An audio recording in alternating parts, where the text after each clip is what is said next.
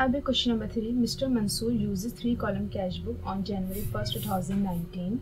He had cash on hand rupees 74,000 and cash in bank 38,800. He completed the following transaction during the month. Mansoor जो है mister Mansoor वो 3-column cash book use कर रहे हैं. 1 जनवरी 2019 को cash on hand जो था वो 74,000 था एंड कैश इन बैंक जो था वो 38,800. तो ये बैलेंसेस हो गए. बाकी की ये ट्रांजैक्शन है जो जनवरी में हुई है. ठीक है, 1 अप्रैल और वो रिक्वायरमेंट जो इनकी वो ये कि prepare 3-column cash book and record the above transaction. 3-column cash book बनानी है जिसमें जितनी भी ट्रांजेक्शन है वो सब उसमें रिकॉर्ड करनी है. और सेकंड जो वो बैलेंस है cash book on January 31 and bring shown balance first पैक का वो बैलेंस हमें करना है. ठीक है, जनवरी 31 का balance C T and first पैक का जो है वो बैलेंस बी टी. तो कैश बुक का कॉलम हम रेडी करते हैं. ठीक है, तो ये यहाँ पर मैंने ये प्रिपेयर करा हुआ है 3-column cash book mister Mansoor 3-column cash book for the month of January 2019. ये रिसिप्ट कॉलम है यहाँ तक. ठीक है, एंड यहाँ से स्टार्ट है पेमेंट कॉलम. मैं बता चुकी हूँ किस तरीके से बनाना है प्रीवियस वीडियोस में. ठीक है, तो सबसे पहले हम बैलेंसेस रखते हैं. ठीक है, तो बैलेंसेस पता है रिसिप्ट साइड पर आते हैं. 1 जनवरी को हमने बैलेंस रखा. ठीक है, रिसिप्ट साइड पे तो कैश ऑन हैंड जो था वो 74,000 था तो वो कैश के कॉलम में आ गया. कैश इन बैंक जो था वो 38,800 था जो कि बैंक के कॉलम में आ गया. अब हम ट्रांजेक्शन्स पर आते हैं. ट्रांजेक्शन्स जो थी 4 जनवरी. ठीक है, नंबर 1 ट्रांजेक्शन जो है वो जनवरी 4 की purchase merchandise for 60,000 paying cash 330,000 and issuing cheque for the balance. अब देखिए परचेज करिए मर्चेंडाइज 60,000 की. कैश जो पे कर दिया है वो 30,000 का है. बाकी का इशू कर दिया चेक फॉर द बैलेंस के लिए. मतलब कुछ पेमेंट जो है वो थ्रू कैश हुई है और कुछ पेमेंट जो है वो थ्रू चेक हुई है. ठीक है, तो यहाँ पे परचेजेस हुई हैं तो कैश और बैंक जो है वो एक तरीके से कम ही हो रहा है. ठीक है ना, मतलब पेमेंट हो रही है.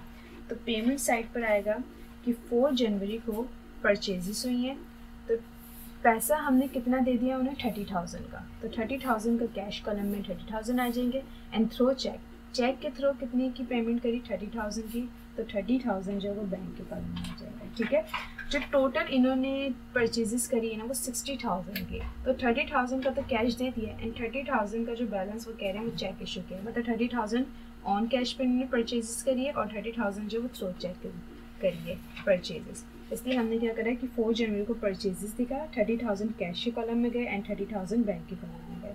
कि 30,000 का तो कैश दे दिया था उसी वक्त और 30,000 का चेक दे दिया था. तो इट्स मीन कि बैंक कम हुआ इसलिए बैंक के कॉलम में 30,000 आ गए. ठीक है, और ये पेमेंट साइड की बात हुई है. 7 जनवरी को sold merchandise for cash 16,000 out of which 10,000 deposit into bank.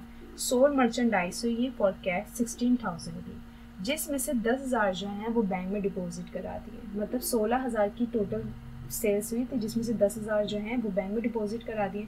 तो इनके पास सिर्फ जो है वो 6,000 बचे. तो ये कंबाइंड एंट्री नहीं है. ये इसकी एंट्री क्या होगी भाई sales credit cash debit bank debit. Sales credit है तो उसमें 16,000 आएंगे. कैश के कॉलम में कैश जो डेबिट हुआ वो 6,000 से हुआ और बैंक जो डेबिट हुआ वो 10,000 से हुआ. तो ये कंबाइंड एंट्री नहीं है. इसकी यहाँ पे जो रिकॉर्डिंग होगी इस तरीके से होगी. 7 जनवरी सेल्स 6,000 का कैश आया है एंड 10,000 बैंक के कॉलम में गए. ठीक है, क्योंकि 16,000 की टोटल सेल्स थी जिसमें से 6,000 इन्होंने अपने पास ही रखे और 10,000 रुपये बैंक में डिपॉजिट करा दिए इसलिए 10,000 बैंक में चले गए. ठीक है, 13 January issue a cheque for 39,200 in full settlement of Imran's account 40,000. Issue a cheque, जब भी चेक इशू होता है तो इसमें कोई परचेज की होगी जिसकी पेमेंट नहीं की होगी अब उसकी पेमेंट हो रही है. तो उसके लिए जो चेक इशू किया वो 39,200 का हुआ है और फुल सेटलमेंट जो है वो इस अकाउंट की हुई है. मतलब 40,000 का जो था ना वो इनका मतलब इनको पैसे देने थे 40,000 जिसमें से इन्होंने 39,200 दिए. ठीक है, तो 800 का इसमें डिफरेंस आ रहा है. तो परचेज की थी उसके पैसे अदा कर रहे हैं लेकिन उसके पैसे कम अदा कर रहे हैं तो इट्स मीन वो परचेज डिस्काउंट है. जो भी डिफरेंस आ रहा है इसमें वो परचेज डिस्काउंट है. तो ये पेमेंट साइड की बात है. तो 13 जनवरी अकाउंट पेबल लिखा. इशूअर चेक किया मतलब पेमेंट जो है वो थ्रू कैश नहीं हुई है थ्रू चेक हुई है इसलिए 39,200 बैंक के कॉलम में आएंगे. ठीक है, और 800 का परचेज डिस्काउंट हुआ.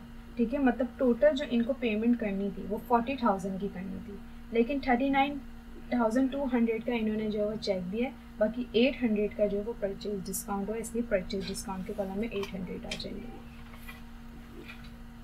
13 जनवरी तक की बात हो गई थी। 15 जनवरी की बात है कि receive a cheque for 19,400 from Gani and allow discount 600। Receive a cheque किया है 19,400 का गनी से, गनी को कोई सेल्स वगैरह की होगी और उससे अब चेक रिसीव किया है 19,400 का एंड अलाउ हुआ है डिस्काउंट 600 का। तो सेल्स वगैरह की थी जिससे अब पैसे जो है रिसीव हो रहे 19,400 और उसके साथ डिस्काउंट भी एक अलाउ किया है। तो जो सेल्स की पेमेंट हो रही होती है, जो सेल्स करते हैं उसके पैसे हम रिसीव कर रहे होते हैं और उसके साथ जो डिस्काउंट होता है वो सेल डिस्काउंट कहलाता है। ठीक है, तो सेल डिस्काउंट वाली ट्रांजेक्शन तो प्रीवियस वीडियो में मैंने बताई थी कि 15 जनवरी अकाउंट रिसीवेबल 19,400 रिसीव किया है चेक, लेकिन हम कैश ही कंसिडर करते हैं, इसलिए हमने लिखा भाई 19,400 का कैश हमारे पास आया है, इसलिए रिसिप्ट साइड पे कैश के कॉलम में हमने 19,400 लिख दिया और 600 का जो सेल डिस्काउंट था, इसलिए हमने सेल्स के रिसिप्ट के कॉलम में, रिसिप्ट कॉलम में जो सेल डिस्काउंट है वहाँ पे हमने 600 लिख दिया। ठीक है, इस क्वेश्चन में परचेज डिस्काउंट सेल डिस्काउंट दोनों ही आ गए और दोनों के कॉन्सेप्ट मैंने क्लियर कर दिए। 20 January withdraw for personal use cash 6,000 and from bank 4,000। Withdraw किया है कैश जो है पर्सनल यूज के लिए 6,000 का एंड बैंक से 4,000 का। ठीक है, अच्छा विड्रॉ सिर्फ कैश होता है, ठीक है ना। अभी जो सिंपल एंट्रीज होती थी वो ये होता था कि भाई विड्रॉ किया पर्सनल यूज के लिए कैश 6,000 का, तो जो कैश विड्रॉ किया वो तो बिजनेस से किया है, लेकिन बैंक से भी किया है 4,000 का। ठीक है, तो जो भी, ठीक है, हम इसकी जो एंट्री होगी वो ये होगी ड्राइंग डेबिट कैश क्रेडिट 6,000 का, ठीक है, एंड 4,000 का बैंक क्रेडिट। ठीक है, तो इसकी ड्राइंग एंट्री है। ठीक है, तो हमने लिखा अच्छा कैश एंड बैंक दोनों ही क्रेडिट साइड पर आएगा। जैसे मैं इसकी एंट्री आपको इस तरीके से समझा दूँ, असल में उस एंट्री में बहुत कंफ्यूजन होती है जिसमें कैश एंड बैंक दोनों आ रहा होता है, क्योंकि कैश बुक के जो 3 कॉलम जो कैश बुक हम बना रहे हैं इसमें कैश एंड बैंक दोनों के ट्रांजैक्शंस को ही हम रिकॉर्ड कर रहे हैं। तो अगर जैसे कि ड्राइंग की जो सिंपल एंट्री होती है वो ये होती है, जैसे सिंपल ये होता है कि withdraw cash from personal use, तो बस ड्राइंग डेबिट कैश क्रेडिट। लेकिन अगर वो कह रहे हैं कि कैश भी विड्रॉ किया है और बैंक से भी थोड़ा कैश विड्रॉ किया है, तो फिर हम लिखेंगे कि बैंक क्रेडिट भी। ठीक है, और कितना कैश, 6,000 का तो इन्होंने बिजनेस से कैश लिया है और 4,000 का बैंक से भी निकाला है, तो टोटल जो हुआ है 6, 7, 8, 9, 10, ये 10,000 का इन्होंने ड्राइंग की। तो जो इसकी एंट्री होगी वो ये होगी। ठीक है, कभी पर्सनल यूज़ के लिए कैश विड्रॉ कर रहे हों और थोड़ा बिजनेस से कर रहे हो, थोड़ा बैंक से कर रहे हो, तो उसकी एंट्री ये होगी। अब कैश एंड बैंक दोनों ही क्रेडिट साइड पर आ रहा है, तो इन दोनों की अमाउंट हम कहाँ लिखेंगे, पेमेंट साइड पे। 6,000 कैश के कॉलम में एंड 4,000 बैंक के कॉलम में, इस तरीके से। 20 जनवरी को जो है वो ड्राइंग 6,000 कैश के कॉलम में आ गए एंड 4,000 बैंक के कॉलम में आ गए, क्योंकि दोनों ही क्रेडिट साइड पे था इसलिए दोनों ही पेमेंट साइड पर आएंगे। कैश एंड बैंक अगर क्रेडिट साइड पर हैं तो उनकी पेमेंट्स, उनकी जो अमाउंट होगी वो पेमेंट साइड पर आएगी, और कैश और बैंक अगर जो है वो डेबिट साइड पर है तो उनकी अमाउंट रिसिप्ट साइड पर आएंगी। ठीक है, इसलिए हमने लिखा ड्राइंग हुई है 6,000 की जो बिजनेस से कैश निकाला वो, और बैंक से भी 4,000 का कैश निकाला। तो इस तरीके से इसकी एंट्री हमने रिकॉर्ड कर दी कैश बुक में। ये 20 जनवरी की बात हुई। 23 जनवरी की जो बात है वो ये है कि withdraw cash from bank 30,000 for business use. Business use की मैंने एंट्री बताई थी, बिजनेस यूज़ के लिए जो कैश विड्रॉ होता है, ठीक है ना, बैंक से हो या जो बैंक से हो या बिजनेस से हो, तो उसकी एंट्री सिंपल ये होती है कि जो है वो cash debit and bank credit. ठीक है, सिंपल एंट्री होती है और मैंने बताया था ये। ठीक है, ये बिजनेस यूज़ की एंट्री मैंने आप लोग को,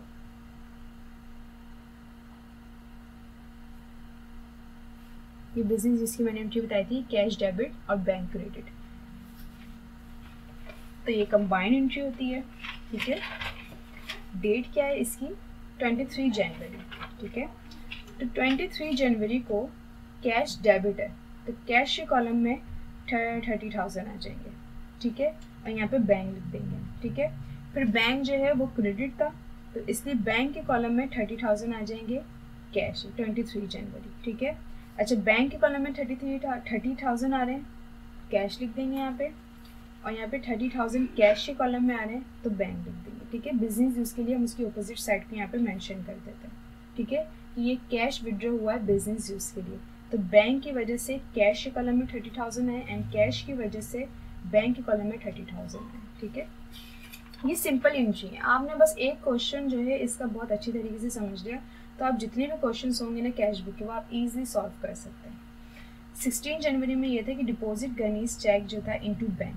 गनी से कोई चेक रिसीव किया था, हम देखते हैं भाई गनी से जो चेक रिसीव किया था वो 19,400 का था, अब वो डिपॉजिट हो रहा है। तो डिपॉजिट की एंट्री क्या होती है कि बैंक डेबिट कैश क्रेडिट, ये कंबाइंड एंट्री होती है, ठीक है। तो 23 जनवरी, ठीक है, कि यहाँ पे मैंने डेट नहीं लिखी, ये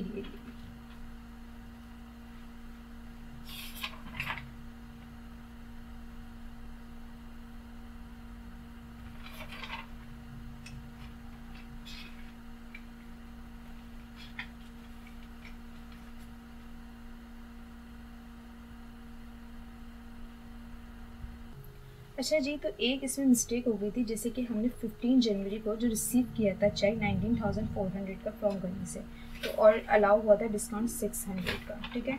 तो हमने इसकी एंट्री यहाँ पे बनाई थी, ये रही 15 जनवरी की, ठीक है, ये रही 15 जनवरी की 19,400 का कैश आया, 600 सेल डिस्काउंट।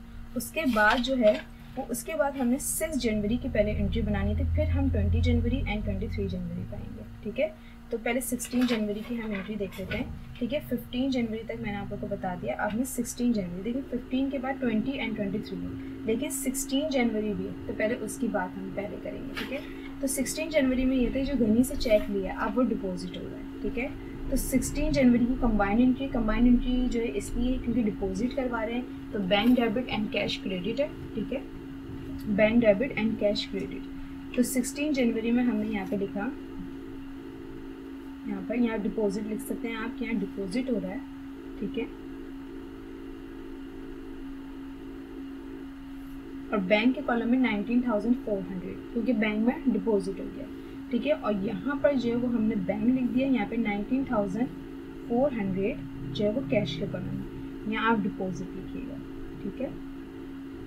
और ये कंबाइंड एंट्री मैंने आप लोगों को यहाँ बताई थी कि जो डिपॉजिट की एंट्री होती है, जो हम पैसे डिपॉजिट कर रहे होते हैं या कोई चेक रिसीव करते हैं उसको डिपॉजिट कर रहे हैं, तो बैंक डेबिट कैश क्रेडिट, तो बैंक डेबिट है इसलिए 15, इसलिए जो बैंक के कॉलम में जो बैंक की जो अमाउंट है वो रिसिप्ट साइड पर आएगी, और कैश क्रेडिट है इसलिए जो कैश की अमाउंट है वो पेमेंट साइड पर आएगी। तो इसलिए जब भी डिपॉजिट कराते हैं तो बैंक के कॉलम में आती है अमाउंट, जैसे यहाँ पे 19,400 और यही 19,400 वहाँ पे कैश के कॉलम में आएगी, यहाँ पे डिपॉजिट लिखती है, ठीक है। फिर उसके बाद 20 जनवरी एंड 23 जनवरी की देखेंगे। तो 20 जनवरी की जो ये थी कि विड्रॉ हुआ है पर्सनल यूज़ के लिए कैश 60,000 का और बैंक से भी हुआ 4,000 का, ठीक है। तो इसकी एंट्री मैंने आप लोगों को बताई थी, 20 जनवरी को ड्राइंग हुई है, 6,000 का कैश भी मतलब विड्रॉ हुआ और बैंक से भी कैश विड्रॉ हुआ। तो यहाँ पे बैंक के कॉलम में भी और कैश के कॉलम में भी कि जो कैश विड्रॉ हुआ है वो 6,000 का हुआ, ठीक है, बैंक से भी कैश विड्रॉ हुआ है वो 4,000 का हुआ, ठीक है। ये एंट्री मैंने आप लोग को बता दी थी। तो इसके बाद 20 जनवरी के withdraw cash from bank 30,000 for business use के लिए, ठीक है। तो बिजनेस यूज़ के लिए जो कैश विड्रॉ होता है तो कैश डेबिट बैंक क्रेडिट होता है, ठीक है। तो 20 जनवरी को हमने लिखा कैश डेबिट, तो कैश की जो अमाउंट है वो रिसिप्ट साइड पर आएगी, तो 30,000 का कैश विड्रॉ हुआ है तो यहाँ पे हम बैंक लिखेंगे। फिर 20 जनवरी को कैश लिखेंगे क्योंकि बैंक के कॉलम में वो 30,000 आ रहे हैं क्योंकि बैंक क्रेडिट, ठीक है। जो बिजनेस यूज़ वाली एंट्री होती है वो होती है कैश डेबिट बैंक क्रेडिट, तो कैश की अमाउंट जो है वो रिसिप्ट साइड पर आएगी और बैंक की अमाउंट जो है वो पेमेंट साइड पर आएगी। तो देख लें कैश की रिसिप्ट साइड पर हमने कैश के कॉलम में 30,000 लिखे और पेमेंट साइड पे बैंक के कॉलम में हमने वो 30,000 लिखे। यहाँ पे लिख दी कैश की वजह से 30,000 बैंक के कॉलम में आए और यहाँ पे बैंक की वजह से 30,000 कैश के कॉलम में आए, ठीक है। लेकिन इसके आगे एक ये बात थी कि Mansoor has an overdraft facility of ₹50,000, तो इसका जो इस 30,000 से कोई लेना देना नहीं। देखिए ओवरड्राफ्ट फैसिलिटी क्या होती है कि फॉर एग्जांपल आपने कोई चीज़ परचेज वगैरह करी और उसके लिए आपने चेक इशू कर दिया कि 1 लाख का, लेकिन आपके अकाउंट में तो उतने पैसे ही नहीं है, तो अगर आप अच्छे बिजनेसमैन हैं या आपकी बहुत सी अमाउंट्स जो हैं वो बैंक में डिपॉजिट हो रही हैं, बहुत सी अमाउंट्स जो हैं वो बैंक से जो है विड्रॉ हो रही हैं, तो फिर बैंक वाले उन लोगों को फैसिलिटी दे देते हैं कि अगर आप कोई चेक इशू करें और उतने पैसे आपके अकाउंट में ना हो तो वो फिर बैंक वाले देंगे। लेकिन ये एक लायबिलिटी होती है, ये नहीं है कि बैंक वालों ने जो है वो आपको पैसे दे दिए हैं और फिर आप उसको वापसी न करें, रिटर्न न करें, वो एक ना एक दिन आपको रिटर्न करने हैं। इसलिए ओवरड्राफ्ट जो होता है वो एक लायबिलिटी होती है कि अगर आप चेक इशू करें और आपके अकाउंट में उतने पैसे ना हो तो बैंक वाले तो पूरा कर देंगे, लेकिन आपको बाद में बैंक वालों को पैसे अदा करने होंगे। तो ये ओवरड्राफ्ट फैसिलिटी।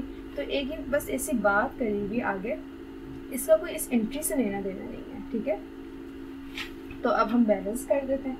यहाँ पे बस ये एक एंट्री हो गई थी। डेट पे जो है ना वो फोकस करेगा कि जैसे कि 15 जनवरी, उसके बाद मैंने 20 और 23 बता दी, लेकिन उसके बाद 16 जनवरी भी तो थी ना, इसलिए 15 के बाद पहले 16 है, फिर 20 एंड 23।